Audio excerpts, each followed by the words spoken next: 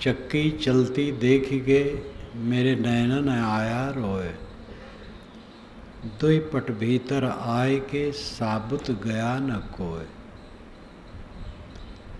ये जगत प्रसिद्ध साखी सद्गुरु कबीर के है। चक्की चलती देख के मेरे नैनन आया रोए। दुई पट भीतर आय के साबुत गया न कोय। चक्की चलती देख करके मेरे नेत्रों में आंसू आ गए। दो पाटों के बीच में आकर के बिना पिसे कोई गया नहीं। ये दो पाट क्या है? संख्यावाचक शब्द साहब कई जगह कहते हैं। वेद में भी ऐसे वचन आते हैं, वैदिक साहित्य में भी आते हैं, और वहाँ का अर्थ लोग खींचतान करके कुछ भी करते हैं, क्योंकि कोई फिक्स नहीं रहता है कि यही कहा गया है दो पाठ या और।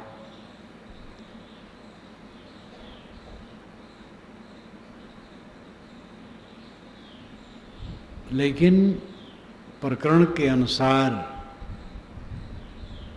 समझने वाले के लिए अर्थ ओझल नहीं है, साफ है। उसका महर भी होना चाहिए।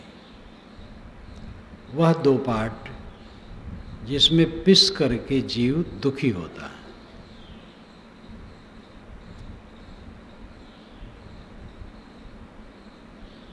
राग और द्वेष, ये दो पार्ट है जिसमें पिस करके जीव दुखी होता है। लेकिन द्रव्य और गति विराट रूप में व्याप्त है, और इसकी चक्की रात दिन चलती है द्रव्य और गति की। जड़ द्रव्य का स्वभाव है गतिशील रहना, और गति जड़ द्रव्य में ही होती है। द्रव्य और गति ये निरंतर सर्वत्र व्याप्त है। द्रव्य में गति स्वतः अनादि निहित है, कोई उसमें डालता नहीं। भ्रम है कि जड़ द्रव्य तो जड़ है, उनमें गति कैसे होगी? गति कोई चेतन डालेगा। मोटा मोटी रूप में ये बात लोगों को जच जाती है कि सच कहते हैं, लेकिन ये सच नहीं है। हवा चलती है, पूर्वी हवा चल रही है, तो बंगाल के तरफ से जा कर के कोई ईश्वर ढकेलता है?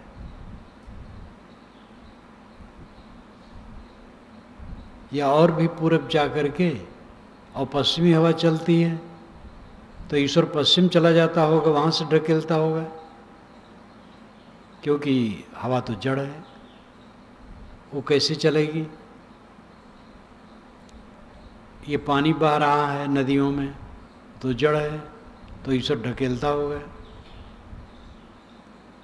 लोग दैववाद को अपने दिमाग पर इतना छा लेते हैं कि तथ्य बोध उनके हृदय से अलग हो जाता है।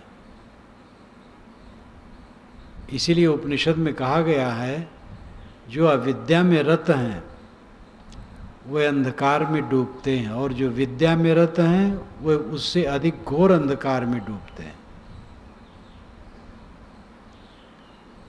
दुरुपयोग, ईश्वर का दुरुपयोग,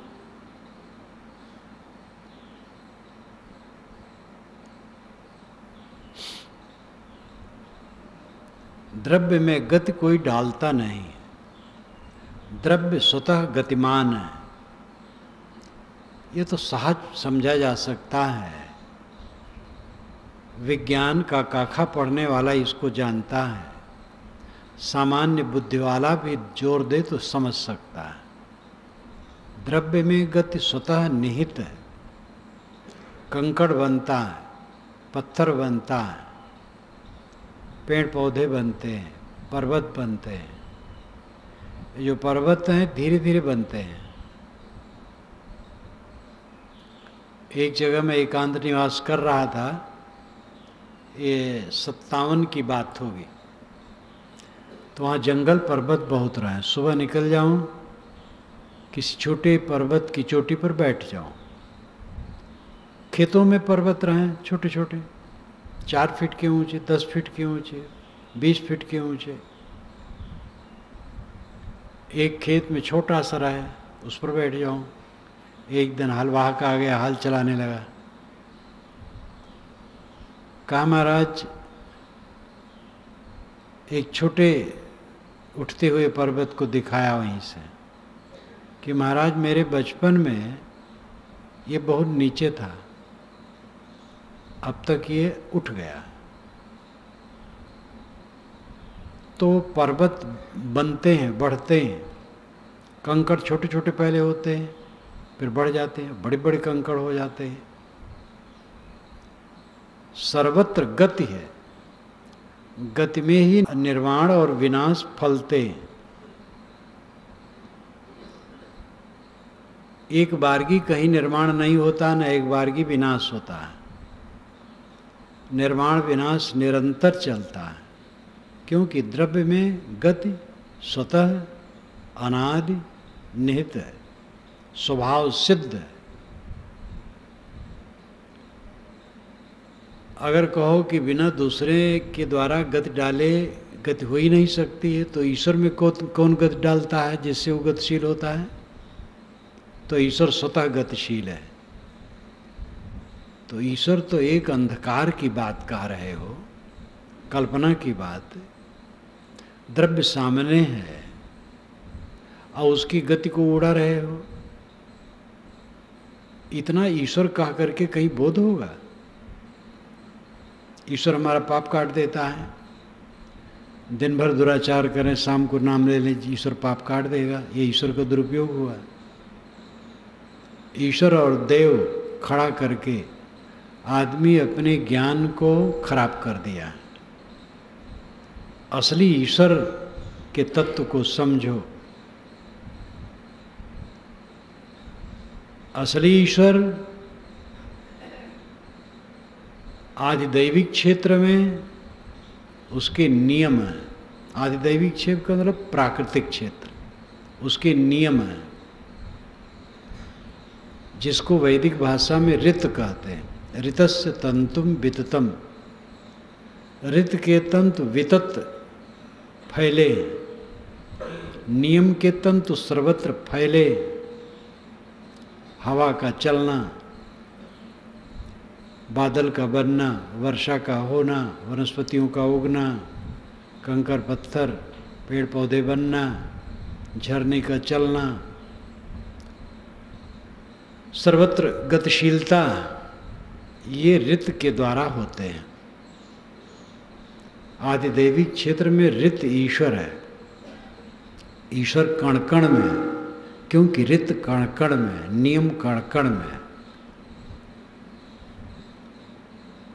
आदि भौतिक क्षेत्र में ईश्वर प्राणियों का समूह है, भूतनाम प्राणी। देखो यहाँ परमात्मा बैठा है, विराट स्वरूप।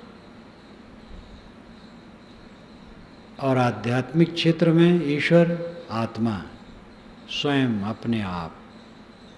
3 क्षेत्र हैं, आदिदैविक, आदि भौतिक, आध्यात्मिक। आदिदैविक क्षेत्र प्राकृतिक क्षेत्र है, देव कहते हैं जड़ प्रकृति को। इसीलिए जड़ प्रकृति से जब हानि होती है तो लोग कहते हैं दैवी प्रकोप हुआ। भूचाल, ज्वालामुखी, बाढ़, सूखा, तो ये जड़ पदार्थों से कष्ट हुआ, इसलिए दैवी प्रकोप इसको कहा जाता है। ये आधिदैविक क्षेत्र है। अति कहते हैं आधार को। देव जिसका आधार हो आधिदैविक क्षेत्र है, यानी जड़ प्रकृति जिसका आधार हो आधिदैविक क्षेत्र है।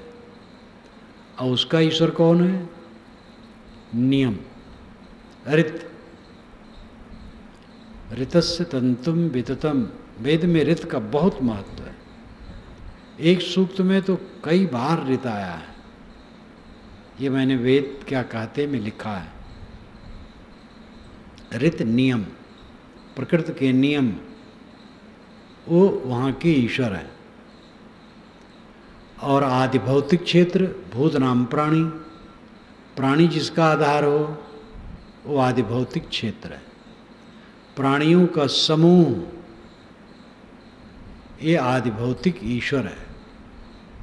पंच परमेश्वर, जब पांच इकट्ठे हो गए मानो परमेश्वर आ गया। विराट समष्टि ईश्वर है।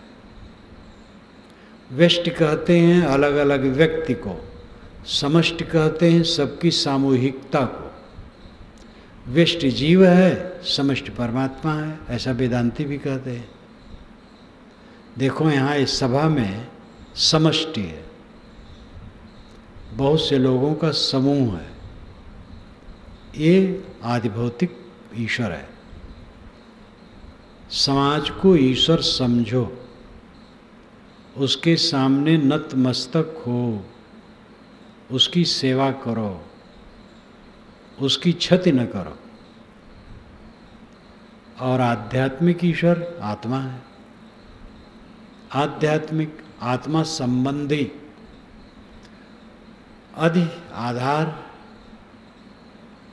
आत्मा जिसका आधार है वह मन इंद्रिय अंतःकरण शरीर है।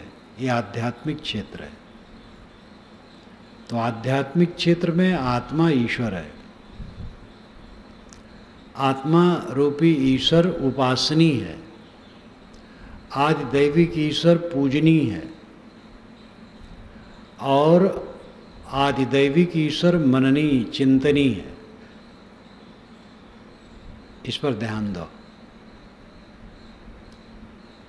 आदि दैविक ईश्वर चिंतनीय है, चिंतन करने योग्य, मनन करने योग्य, जिससे असली बोध हो, भटक न जाओ। प्रेत रात में आया बिल्ली बनकर, फिर हाथी बन गया, फिर घोड़ा बन के भाग गया। बेकार की बात। बिल्ली बनने में समय लगता है। बिल्ली नर्मदा के संयोग से बिल्ली को गर्भ होता है, तो बहुत समय के बाद उससे बच्चा पैदा होता है। बच्चा बड़ा होता है तब बिल्ली का रूप आता है। झट से कैसे कोई बिल्ली बन जाएगा प्रेत? और बिल्ली हाथी कैसे बन जाएगा, घोड़ा कैसे बन जाएगा? ये गप। जड़ चेतन का निर्णय होने से भ्रांति नहीं होगी। पानी बरसता है, कौन बरसाता है? कोई चेतन ईश्वर नहीं बरसाता है। चेतन ईश्वर बरसाए तो व्यवस्थित बरसाए। वो खेतों में बरसाएगा, सड़कों पर नहीं बरसाएगा, क्योंकि सड़क पर फिर कीचड़ हो जाता है। धान के खेत में ज़्यादा बरसाएगा, मक्का और बाजरा के खेत में कम बरसाएगा, क्योंकि उसमें पानी कम लगता है।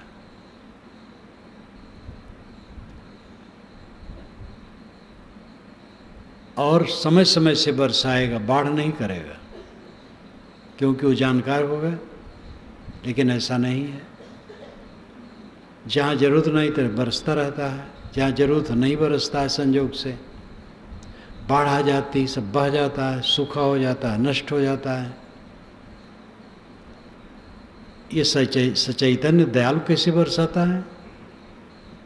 और बांधे हैं मन में, बस वही रटे जा रहे हैं। ज़्यादातर इंद्र को कहते हैं, इंद्र बरसाता। इंद्र की कृपा हुई, पानी बरसा, तो ये वैदिक संस्कार है। वेदों में इंद्र को बरसाने वाला कहा गया है, और इंद्र वहाँ प्रेरक वायु है। इंद्र प्राकृतिक देवता है वेद में, लेकिन उसका काव्य में इतना व्यक्तिकरण हुआ है कि मालूम होता है वो मनुष्य है। और समस्त प्राकृतिक शक्तियों का वेदों में व्यक्तिकरण किया गया है। इंद्र सरस्त्राण पहनता है, जैसे आजकल मोटरसाइकिल चलाने वाले पहनते हैं टोप, वैसे वो पहनता है सरस्त्राण। इस प्रकार धन्ना बाण लेता है। इस प्रकार ऐसा का तो मालूम तो मनुष्य है, लेकिन एक काव्य है। इंद्र प्राकृतिक शक्ति है, प्राकृतिक शक्ति से वर्षा होती है, तो इंद्र बरसाता है, ठीक है, लेकिन व्यक्तिकरण होने से भ्रम होता है। कोई देवता है चेतन। पानी जड़ प्रकृति के नियमों से बरसता है। भूचाल जड़ प्रकृति के नियमों से आता है, कोई देवता नहीं करता है। शेष जी अपने फण पर रखें पृथ्वी को, और एक फण जब दुखने लगता है तब दूसरे पर बदलते हैं तो भूचाल आ जाती है। पाताल में परियां जब जोर से नाचती हैं तब भूचाल आ जाता है। ये पुराणों की बातें हैं, लंबी चौड़ी, लाल बुझक्कड़ी बातें। हाथी के पैर कीचड़ में पड़े थे, हाथी निकल गया था, तो गांव वाले लाल बुझक्कड़ को बुलाए। लाल बुझक्कड़ थे गांव में, वे अटकलों बात खूब करते थे। तो कहे, देखो लाल बुझक्कड़, ये किसके पैर हैं? आदमी तो ऐसा नहीं होता इतना बड़ा बड़ा पैर हो। तो लाल बुझक्कड़ ने कहा, लाल बुझक्कड़ बूझ गए और न बूझे कोई, पैर में जाता बांध के चूहा कूदा होए। ये कोई चूहा पैर में जाता बांध करके कूदा है, तब ये चिन्ह पड़ गया। लाल बुझक्कड़ समझ गए और कोई नहीं समझा। तो लाल बुझक्कड़, ये लाल बुझक्कड़ी बात है। परियां नाचती हैं पाताल में तब भूचाल आ जाता है। शेष जी फण बदलते हैं पृथ्वी, कोई एक फण से दूसरे पर करते तो भूचाल आ जाता है। नादिया बैल एक सिंह से दूसरे सिंह पर करता है पृथ्वी को तो भूचाल आ जाता है। ये सब लाल बुझक्कड़ी बकवास। भूचाल के अपने कारण है। भूचाल वाले भी बहुत निर्णय नहीं कर पाते हैं जो उसके विशेषज्ञ हैं, लेकिन मोटा मोटी तो समझा ही जा सकता है। पृथ्वी के अंदर में आग जगह जगह होती दहकती हुई, इसी से लावा फूटता है, और पानी के स्रोत सर्वत्र है ही हैं, और ऐसे इसी धाराएं हैं नदी जैसी अंदर में। एक जगह आग दहकती हुई बहुत विशाल क्षेत्र में है, और पास में पानी की धारा, बीच में मिट्टी की दीवार मोटी है, लेकिन कटते कटते जिस क्षण कट जाएगी उस क्षण क्या दशा होगी। अरबों टन पानी सेकंडों में आग में पहुंचेगा तो भाप बनेगा तो डगमगाएगा। इसी ढंग से और कारण हो सकते हैं, उसके भूगर्भ विद्या वाले विशेष जाने, लेकिन है वो प्राकृतिक जड़ की क्रियाओं से भूचाल आता है। चंद्र ग्रहण, सूर्य ग्रहण, कोई राहु नहीं ग्रसता। स्वामी शंकराचार्य ने भी कहा है कि राहु द्वारा ग्रसित न होने पर भी मूढ़ जन कहते हैं सूरज को राहु ग्रस लिया। तो जो आदिदैविक ईश्वर है, आदिदैविक क्षेत्र है, वो मननी है। आदिदैविक ईश्वर यानी प्राकृतिक शक्तियों में गति उत्पन्न करने वाला नियम ऋत है, और वही उसका ईश्वर है। जो जड़ है वो मननी है, मनन करने योग्य है, चिंतन करने योग्य है। जिसके मनन चिंतन से निर्भ्रांत हो जाओ, भ्रम कट जाए। कल हाई कोर्ट वाले शुक्ल जी आए थे तो मेरे पास बैठे, अब खूब रम रहे हैं इस विचार में। तो कहे महाराज बहुत भयभीत था, जब पूजा करता था और कोई नियम का आचमन भूल जाता था, तब जब ख्याल आए तो बड़ा पश्चाताप हो, देवता नाखुश हो जाएगा, तो उसका मंत्र पढ़ता था। आचमन का मतलब है पानी लेना मुंह में। तो एक चम्मच छोटा सा होता है, पानी ले करके मुख में डाल लिया जाता है, शुद्ध हो गया। तब दूसरे देवता का जप किया और उस देवता का जब खत्म हो गया तब फिर आचमन कर लिया तो मुंह शुद्ध हो गया, तो दूसरे देवता किया। और बड़ा बड़ा प्रपंच है। तो महाराज कहीं भूल जाऊं तो भयभीत हो जाऊं, पदे पदे भयभीत था। आपकी पुस्तक जब से पढ़ी निर्भ्रांत हो गया, मन हल्का हो गया। अब तो बस यही रात दिन लगता है कि सदाचार से रहे, मन शांत रखे, सहे, शीलवान रहे, संयम से रहे, बस हर क्षण पूजा है। मेरा संकट कट गया, भय कट गया, चिंता कट गई, खूब मगन है। कहे पत्नी तो ऐसे कर्म कांड में है, हम के उसको नहीं समझा पाओगे। कितनी देवियां हैं, वे आगे हैं, पुरुष नहीं समझ पा रहा है। तो उसमें स्त्री पुरुष का मतलब नहीं, जो समझ ले, जो पढ़ेगा, गुनेगा, निर्णय वचन ध्यान देगा, वो समझेगा, नहीं तो ऐसे बहते रहेंगे। अनादिकाल की भावधारा कल्पनाओं में है, उसी में डूबते उतरते रहेंगे। तो आदि भौतिक क्षेत्र का ईश्वर ऋत है, नियम है उसका, जड़ प्रकृति का, वो मनन करने योग्य, चिंतन करने योग्य, अध्ययन मनन द्वारा ठीक से समझो, निर्भ्रांत हो जाओ, प्रकृति के नियमों को समझ लो तो भूत का खत्म डर, प्रेत का डर कुछ नहीं, टोनही कुछ नहीं, जादू मंत्र कुछ नहीं, झाड़ फूक कुछ नहीं। बिच्छू सांप काटे छेदे तुरंत दवाई कराओ, झाड़ फूक से कुछ नहीं होता है। वायव्य शक्ति कोई हमारे ऊपर चढ़ बैठेगी, कुछ नहीं, बिल्कुल निर्भ्रांत। आदि भौतिक क्षेत्र का ईश्वर, प्राणी समाज का, ये प्राणी समाज है, ये पूजनीय है, आदरणीय है। सहस्रीर्षा पुरुषा सहस्राक्ष सहस्रपात सभूमिम विश्वतो वृत्तात् तिष्ठत् दशांगुलम, ये ऋग्वेद के पुरुष सूक्त का मंत्र है। उस पुरुष के हजारों सिर, ग्रीवा, हाथ पैर इत्यादि हैं। सहस्रीर्षा पुरुषा सहस्राक्ष सहस्रपात, स वह भूमिम भूमंडल पर, साभूमिम वृत्त तो वृत्त घेरे हुई है चारों तरफ, पूरी पृथ्वी पर वो घेरे हुई है। लेकिन अति तिष्ठति, उससे ऊपर उठ करके 10 अंगुलम, 10 अंगुल ऊपर उठ करके स्थित है। ये रहस्यात्मक वचन, लेकिन समझने वाले के लिए कोई रहस्य नहीं। पूरे भूमंडल पर प्राणी हैं, हजारों हाथ पैर श्रीग्रीवा वाला कौन है? विराट पुरुष, ये समाज।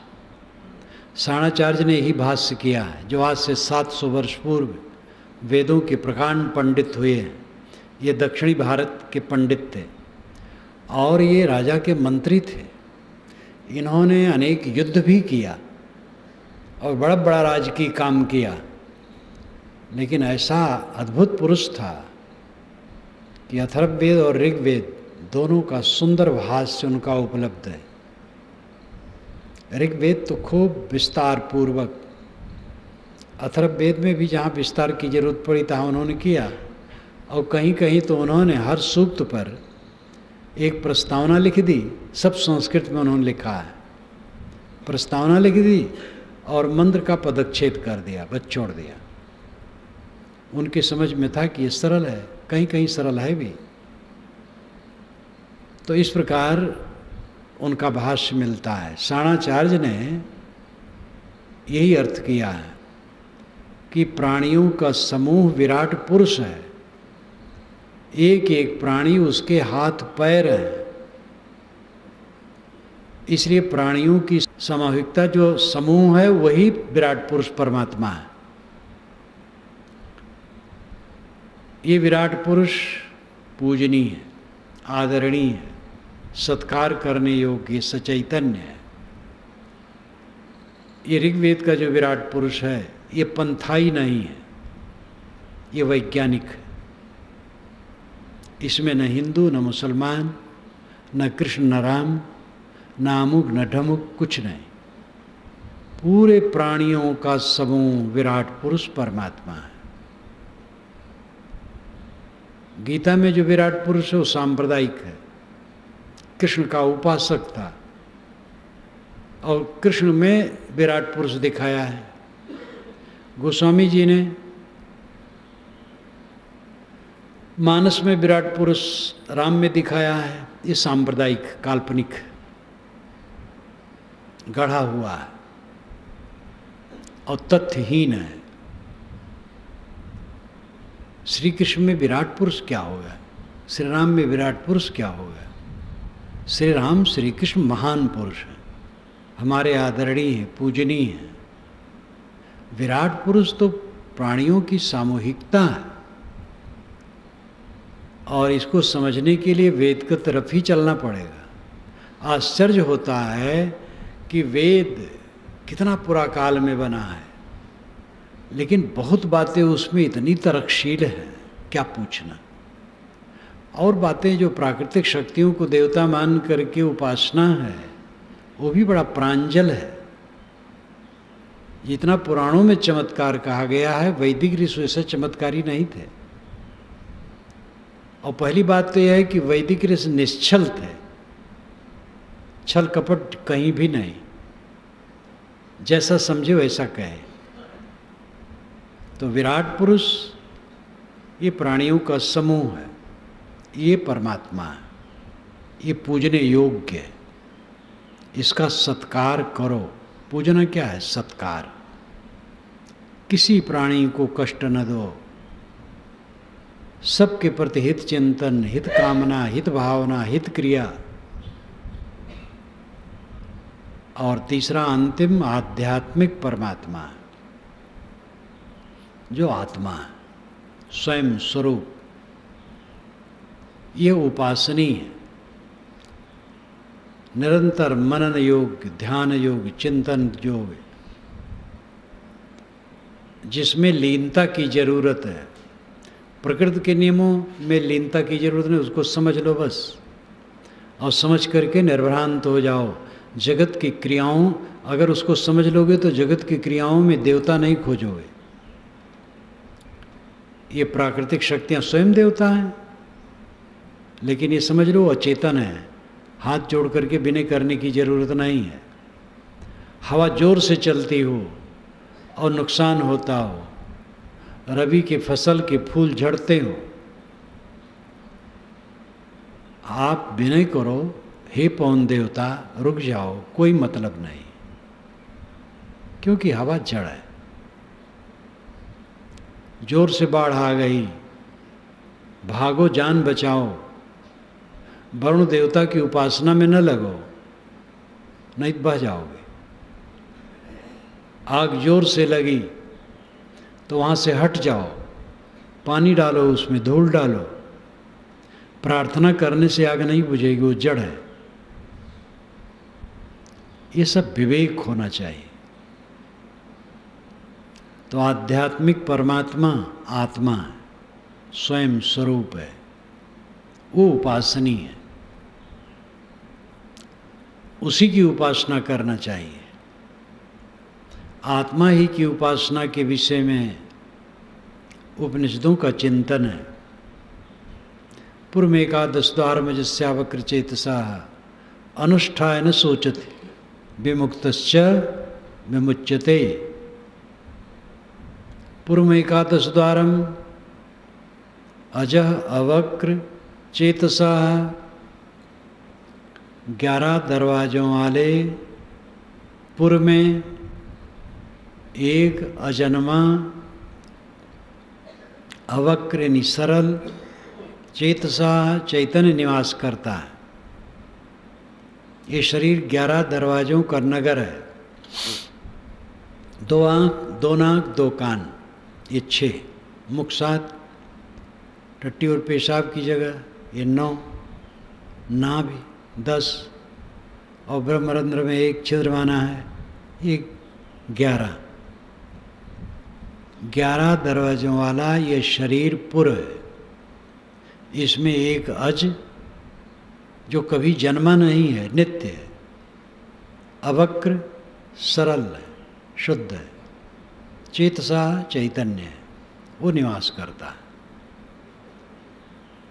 अनुष्ठान सोचती, जो इसका अनुष्ठान कर लेता है, इस अजन्मा सरल शुद्ध चेतन की उपासना में लग जाता है, फिर न सोचती, वो चिंता नहीं करता है। देह बूढ़ी होती है, मैं तो बूढ़ा नहीं होता। देह दुर्बल होती है, मैं दुर्बल नहीं होता। देह क्षणशील है, मैं तो अविनाशी हूँ। देह के नाम रूप हैं, उसको गाली पड़ी, मुझे तो गाली नहीं पड़ी।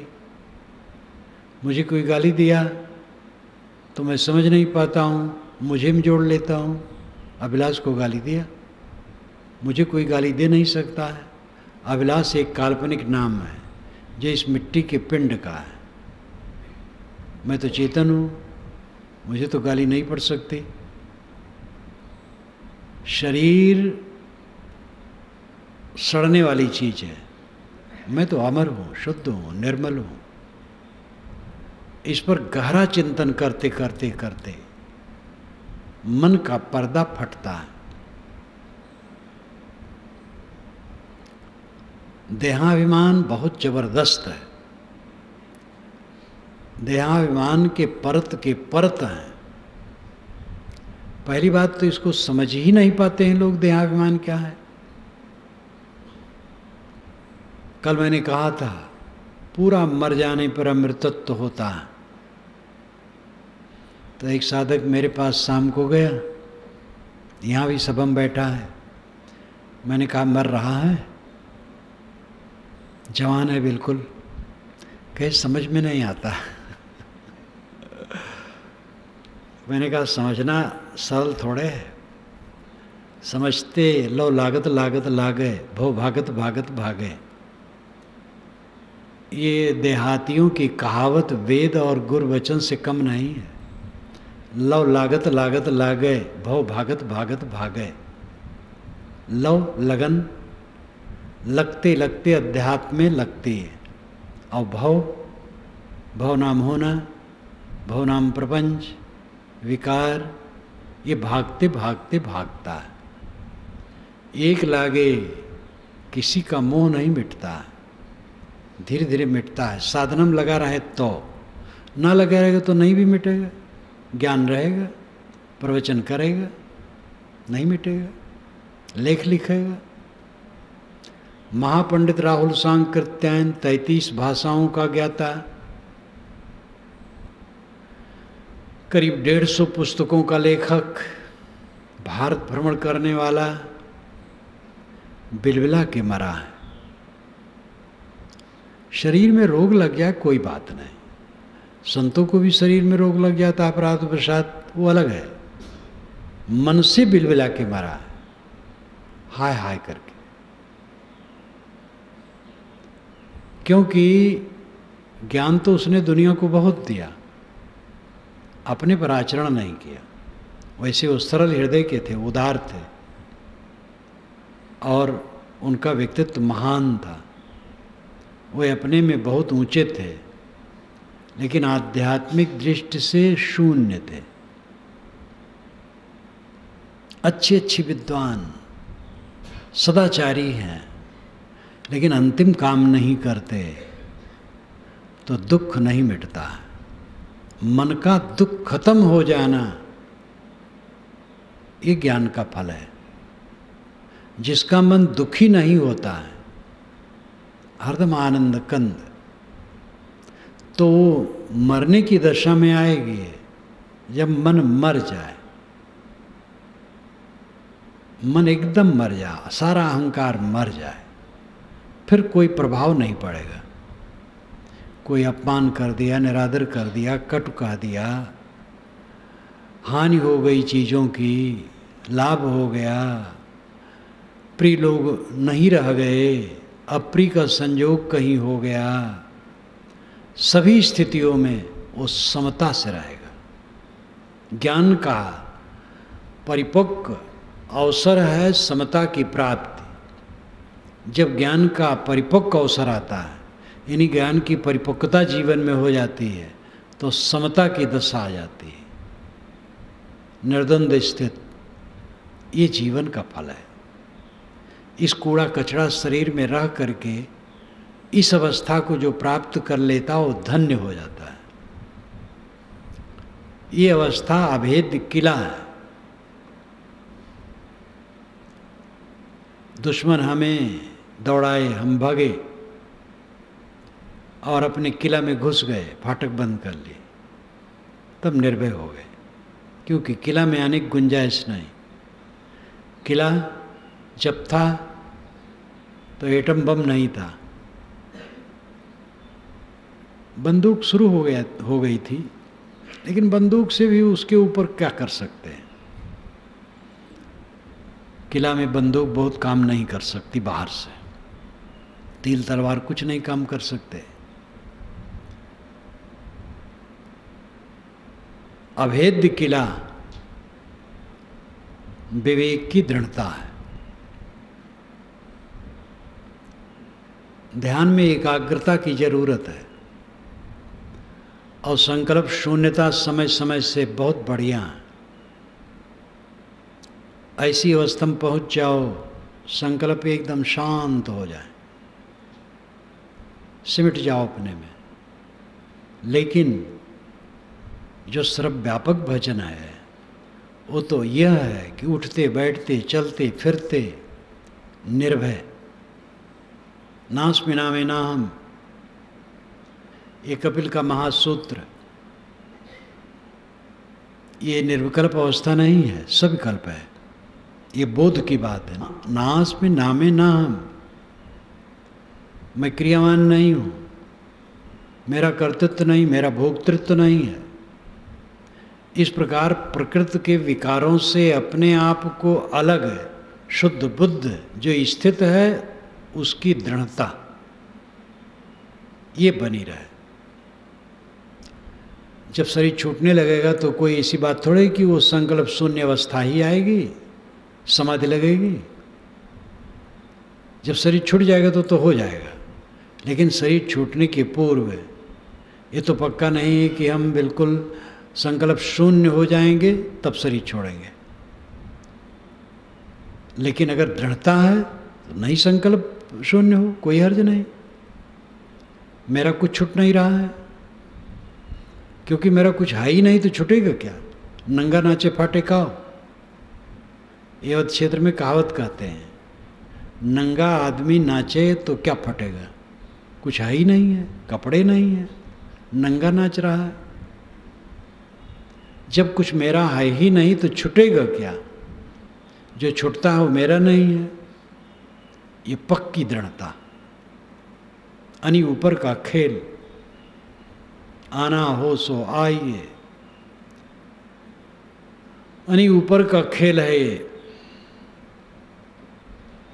भाला के ऊपर चलना है, तलवार की धार पर चलना है। ऐसा क्यों कहा गया, इतना क्यों डरा दिया गया? डराया नहीं गया है, सावधान किया गया है। ये जो मोह है विषयों का महारोग है, इस मोह को छोड़ना तलवार की धार पर चलना है। क्योंकि मन मोह नहीं छोड़ना चाहता है, भोगों को नहीं छोड़ना चाहता है, ममता बनाने की आदत को नहीं छोड़ना चाहता है, और ममता में रात दिन जलता है। जिसमें ममता बनाओ वो चीज़ टिकने वाली नहीं है। स्त्री और पुरुष के शरीर बूढ़े होंगे, सौंदर्य नष्ट होगा, भावना बदलेगी, ललक बदलेगी, पारस्परिक आकर्षण घटेगा, घृणा भी आएगी, द्वेष भी आएगा, ये प्रपंच आएगा। कौन रोक सकता है? सब दिन होत न एक समाना। परिवर्तन संसार का स्वभाव है, कोई इसको बदल सकता है? परिवर्तन का परिवर्तन असंभव है। परिवर्तन अबाध गति से चल रहा है और चलता रहेगा। और इन्हीं जायमान और विनाशशील वस्तुओं में मेरी ममता होती है तो दुख की कोई सीमा है? ओखरी में घान पड़ा पहरुआ कौन गिनती? ओखली में जब घान पड़ता है धान और मूसल से कूटते हैं तो गिनती करके कूटते हैं, तो घप घप घप घप चलते रहता है। चिवड़ा की कुटाई मैंने देखी है। मशीनों से चिवड़ा कूटने की बात तो उस समय कहीं नगरों में होगी बात। देहात में चिवड़ा कुटाई,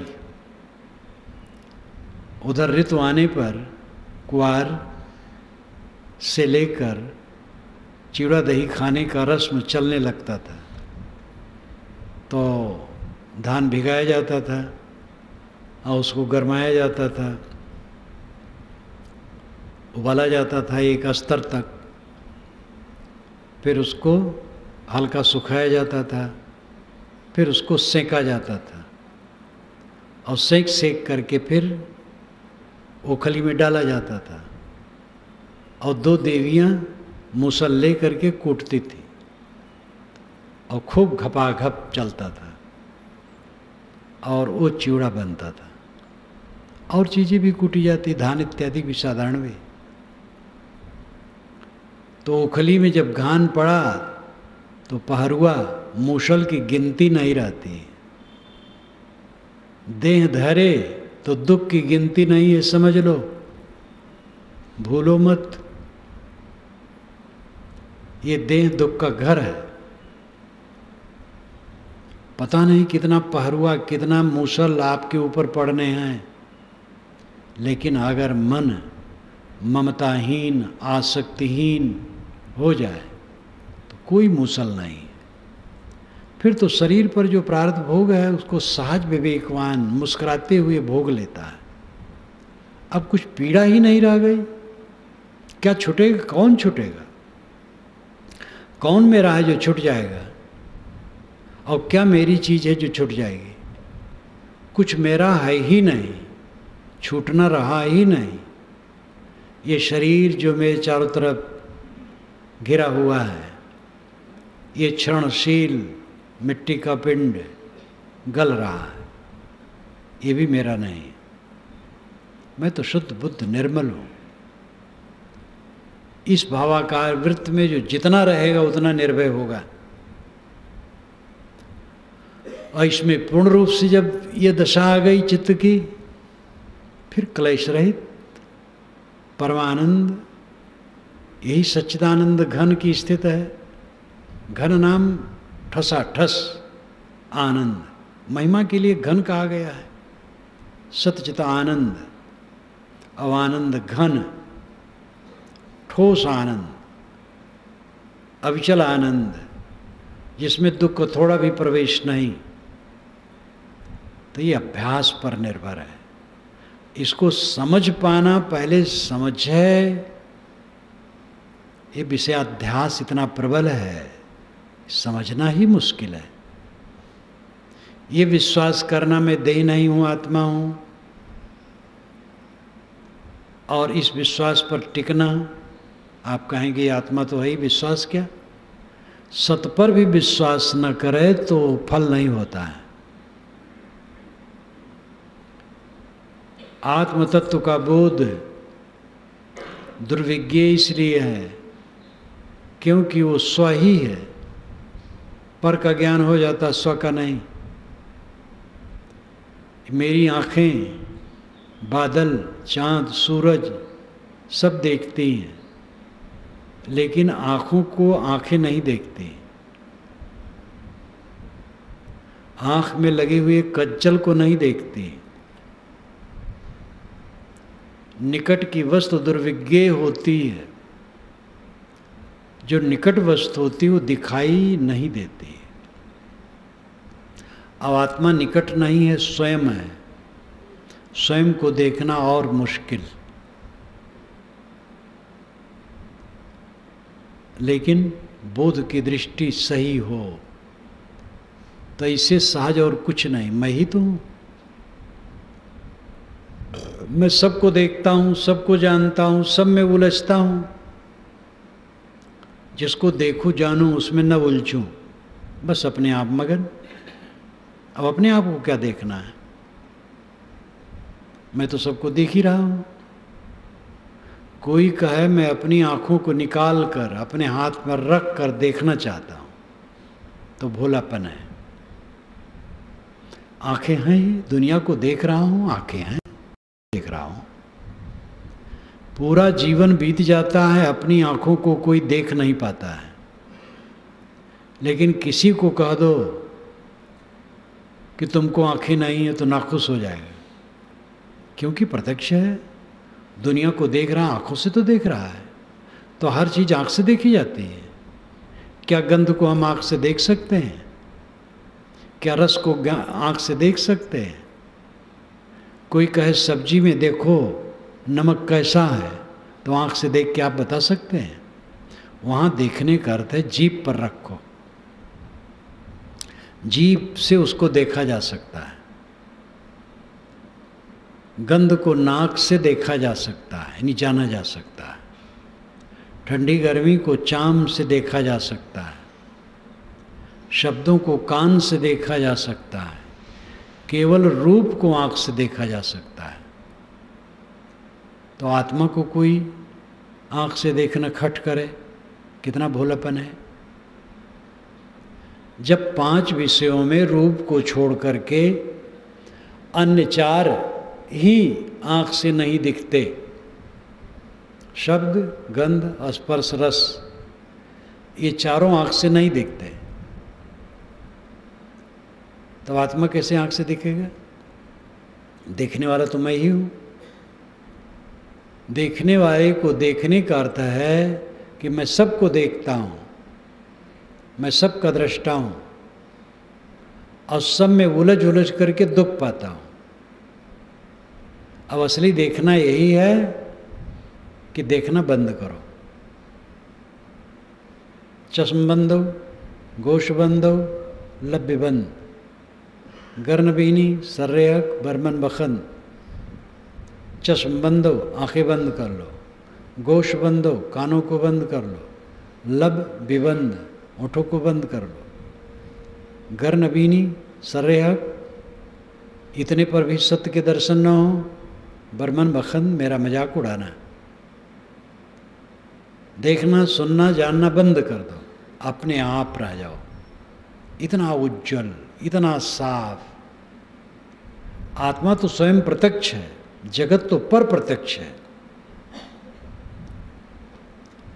इतना बड़ा भवन है, इसको कोई जानने वाला ना हो, बेकार है। ये भवन अपने को नहीं जान सकता है, दूसरे को भी नहीं जान सकता है। ये चांद सूरज ना अपने को जानते हैं, ना दूसरे को जानते हैं। आप अपने को जानते हैं, दूसरे को जानते हैं। आप ज्ञाता हैं, बोद्धा हैं, साक्षी हैं।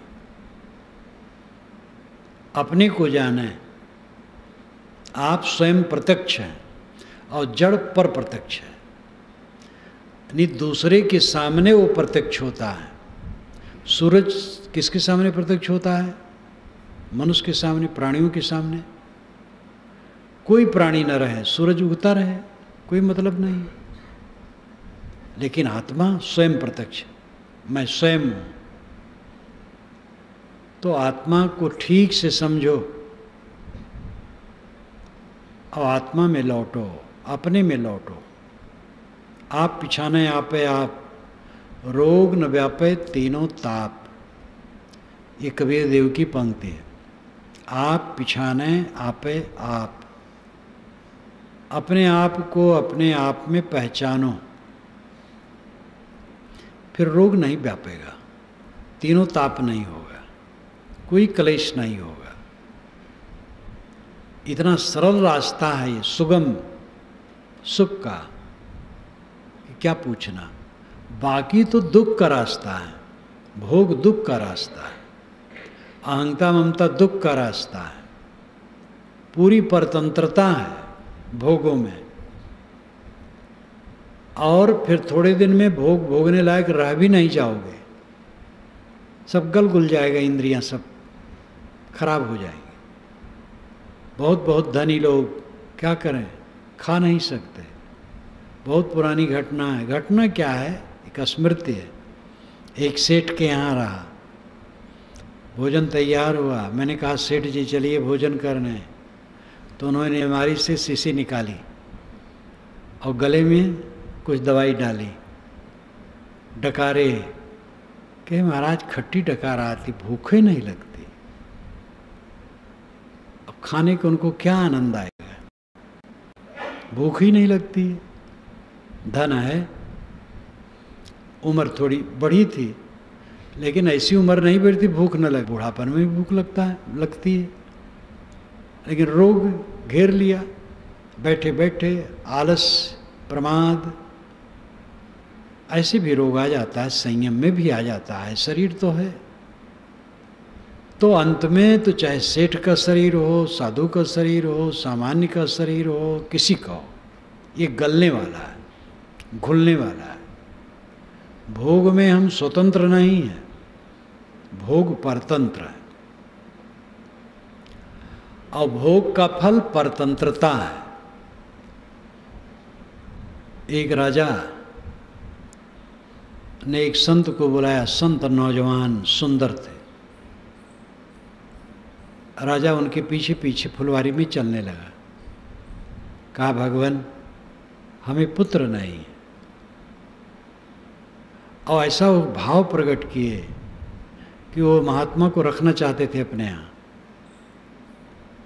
और उनका मन था कहीं उन्हीं से उनकी रानी को बच्चा हो जाए तो कितना अच्छा। तो महात्मा जी जब भाव समझे तो उलट करके डांटे, कहे तुम आग जला करके बिना यत्न के मैं जलूं, मुझे यत्न न करना पड़े। लकड़ी तुम इकट्ठा कर दो, आग लगा दो और मैं कूद के जलूं, ये मेरी बुद्धिमानी होगी? बिना यत्न के मिले मैं कूद, इसी तो भ्रष्ट है। आत्मा उसका तो भोग है, बिना के ही फायदा होगा,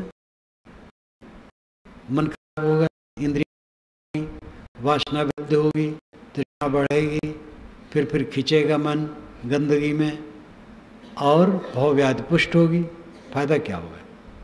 बारंबार उत्तेजना होगी, बारंबार मन बहिर्मुख होगा।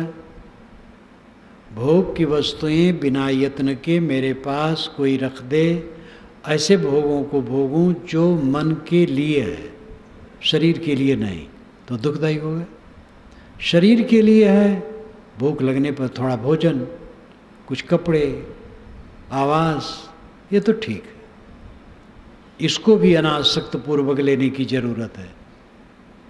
खाने पीने की चीज़ें भी अगर अविवेक पूर्वक ग्रहण करेंगे तो ये भी बंधन है।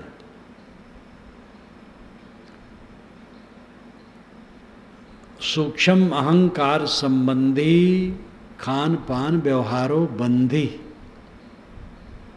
सदगुरु कहते हैं कि सूक्ष्म अहंकार उसमें है तो खान पान व्यवहार भी बंधन है। सब तरफ से जो निरर्थक भोग हैं उनको एकदम त्यागना, और जो देह गुजर के लिए हैं उनका अनासक्त होकर के उपयोग करना। चंचरीक जिम चंपक बागा, चंचरी चंपक बाग में रहते हुए उसके फूल को नहीं छूता, ये कहानी है। इसी प्रकार इस संसार में रहो, बन बन बास न ले। ये बन हमारे साथ रहने वाला नहीं है, और जब तक है भी तब तक इसमें मन लगाने से आनंद नहीं है। मन अपने में लगाओ, आत्मा में लगाओ। जब आत्मा में मन रमने लगता है, अपने आप में लौट आता है, तब पूर्ण तृप्ति, पूर्ण आनंद है। चक्की चलती देख के नैनन आया रोए। इस पर एक अंश में विचार हुआ, सर्वांश में नहीं हुआ। इस साखी में आदिदैविक, आदिभौतिक और आध्यात्मिक क्षेत्र पर चर्चा हुई।